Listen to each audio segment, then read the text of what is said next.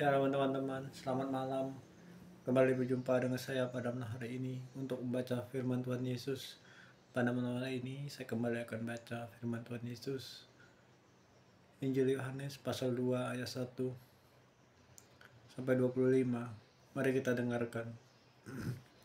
Perikop perkawinan di Kana. Pada hari ketiga ada perkawinan di Kana yang di Galilea, dan ibu Yesus ada di situ. Yesus dan murid-muridnya diundang juga ke perkawinan itu. Ketika mereka kekurangan anggur, ibu Yesus berkata kepadanya, "Mereka kehabisan anggur." Kata Yesus kepadanya, "Mau apakah engkau daripadaku, ibu, saat ku belum tiba?" Tetapi ibu Yesus berkata kepada pelayan-pelayan, "Apa yang dikatakan kepadamu, buatlah itu." Di situ ada 6 tempayan yang disediakan untuk pembasuhan menurut adat orang Yahudi. Masing-masing isinya 2-3 buyung. Yesus berkata kepada pelayan-pelayan itu, "Isilah tempayan-tempayan itu penuh dengan air." Dan mereka pun mengisinya sampai penuh. Lalu kata Yesus kepada mereka, "Sekarang codoklah dan bawalah kepada pimpinan pesta." Lalu mereka pun membawanya. Setelah pimpinan pesta itu mengucap air yang telah menjadi anggur itu, dan ia tidak tahu dari mana datangnya, tapi pelayan-pelayan yang mencodok air itu mengetahuinya.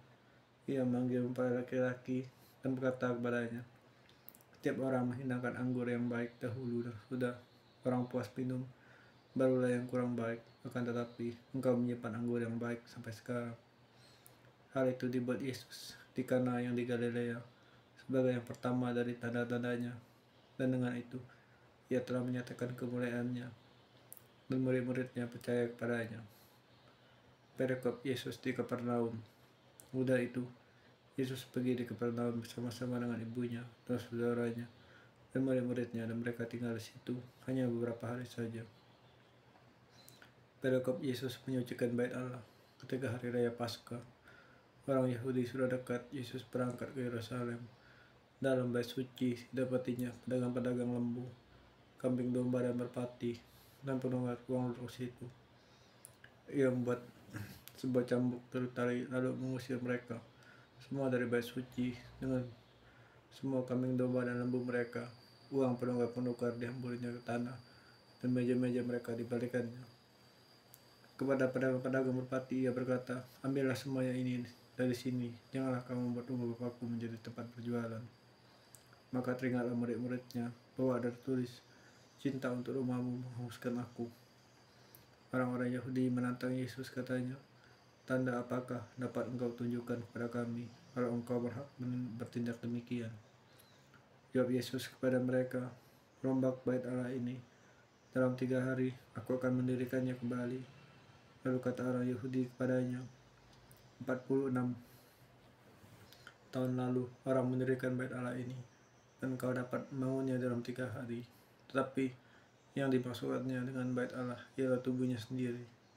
Kemudian sudah ia bangkit dari antara orang mati, barulah teringat oleh murid-muridnya bahwa hal itu telah dikatakannya, dan mereka pun percaya akan kitab suci dan akan perkataan yang telah diucapkan Yesus. Dan sementara ia di Yerusalem selama hari raya Paskah, banyak orang percaya dalam namanya karena mereka telah melihat tanda diadakannya. Tapi Yesus sendiri tidak mempercayakan dirinya pada mereka, karena ia mengenal mereka semua, dan karena mereka tidak perlu seorang pun memberi kesaksian kepadanya tentang manusia, sebab ia tahu apa yang ada dalam hati manusia.